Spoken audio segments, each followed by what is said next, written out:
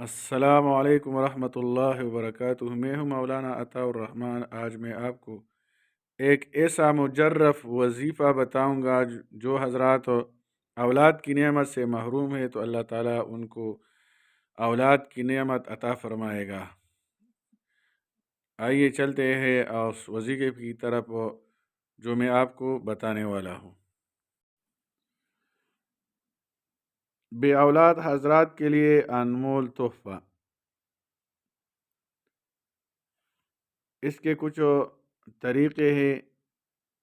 پہلا طریقہ یہ ہے، اس کے لیے پہلا زعفران سے اس آیت کو لکھے، وَلَوْ أَنَّ قُرْآنًا سُيِّرَتْ بِهِ الْجِبَالُ أَوْ قُطِّعَتْ بِهِ الْأَرْضُ أَوْ كُلِّمَ بِهِ الْمَوْتَى بَل لِلَّهِ الْأَمْرُ جَمِيعًا۔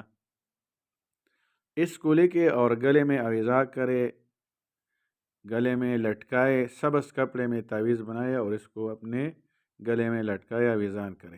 دوسرا طریقہ ہے، روزانہ سورہ مریم ایک دفعہ پڑھ کر پانی پر دم کرے اور دونوں نے پینا ہے، شوہر اور بیوی دونوں نے پینا ہے اس کو۔ اور تیسرا طریقہ ہے، سورہ کوثر 101 دفعہ بسم اللہ الرحمن الرحیم کے ساتھ پڑھ کر پانی پر دم کرنی ہے۔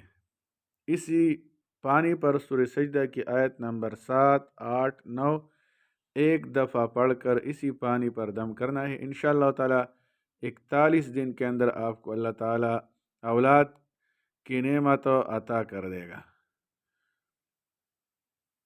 اس ویڈیو کو دیکھیے اور آگے بھی شیئر کریں کہ ہمارے بھی ثواب کا ذریعہ بنے اور آپ کے لیے بھی۔